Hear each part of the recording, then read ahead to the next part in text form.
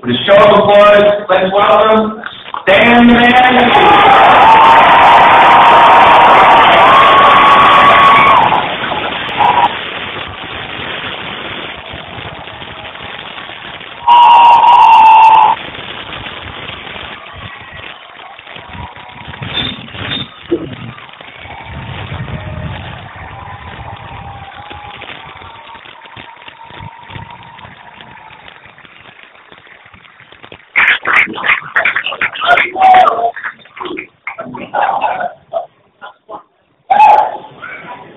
So we just asked, how long do we have to stay here? What time is it likely? Wait a minute, I heard there were a couple people here who didn't see the Avengers. What time you can go see them now? We'll still be here. By a show of hands or go ahead, just saw the Avengers twice. 157, quick close. I don't know what I just told you that in 5 minutes ago. I'll tell you. You know how you say you can't hear that great? I don't listen that well. Nobody listens to me. I'm used to it. Now, here's the story. But this is just between us. Do I see an empty seat back there? I'm leaving. I don't know if like one that part. Anyway, here's what we're doing. You may wonder why my cameos are so brief. There's a reason. You see, some people go to see a movie that I have a cameo in, and they miss it because they blink their eyes. Then the movie has ended, and they say, wait a minute, we missed Stan's cameo, so they've got to buy another ticket. Repeat the question sometimes to Stan, just so you know, okay? So let's start with the first one. Perfectly. I just wanted to ask, what gave you the idea of creating the Avengers?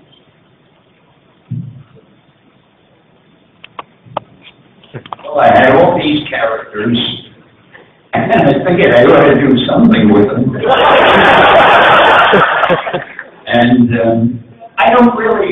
I can't remember that clearly, but I had been writing the Hulk, and I was writing Iron Man and all the others, and you know, unlike our competition, I won't mention their name, all of our characters sort of lived in the same place. I mean, and they lived in New York. They didn't live in Gotham City, Metropolis. I couldn't find it. I wanted to visit Metropolis once. There ain't no such place. They lived in New York, and I figured, well, if they all live there, they'll run into each other sooner or later. And I wrote little stories where, in the Fantastic Four, Spider-Man appeared and so forth. And then I guess one day I must have figured, why not bring a lot of them together? I think also, no, Colonel Fury came later.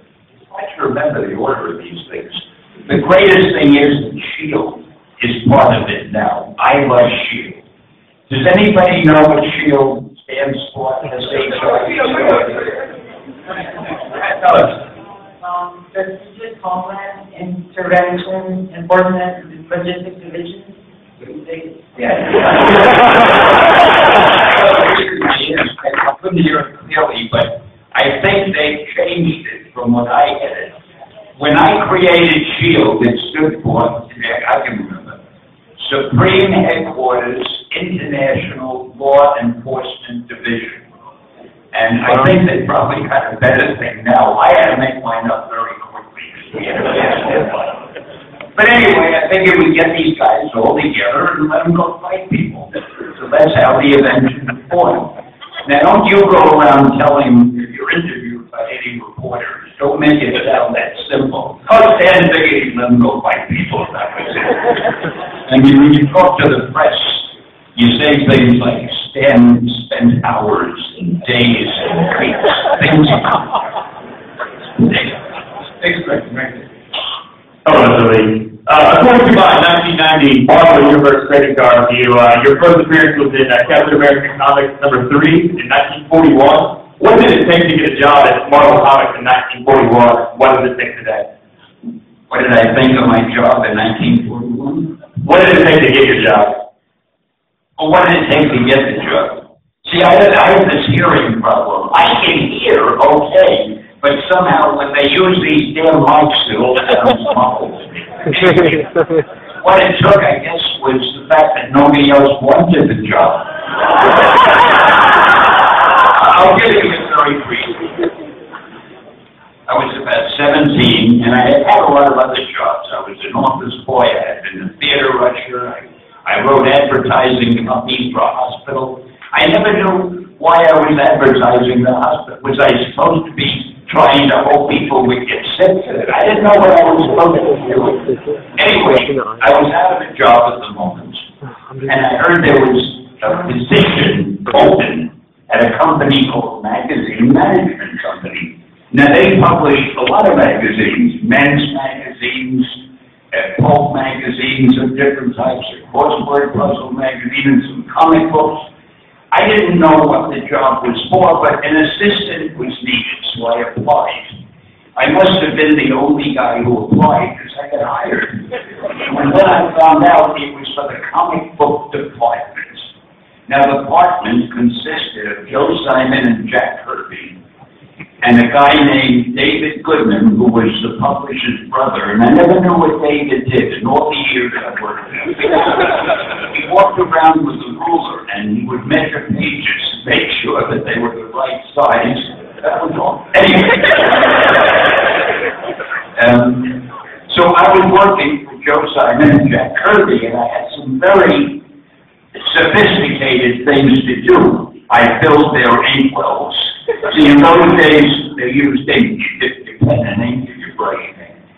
I would go down and get them their sandwiches for lunch and run any errands. And I also did proofreading.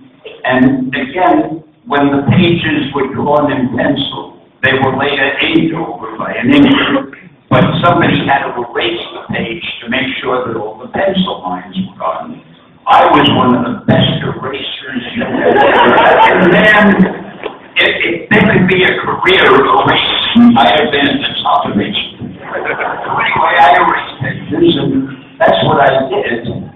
And while I'm sitting here talking, I'm just thinking to myself, because very often you can say one thing and you can think of another. So while I'm expanding so beautifully on what I'm talking about, I'm thinking to myself, what the hell was the question?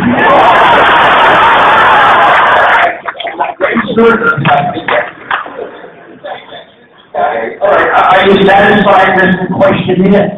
Very satisfied. Oh, yeah.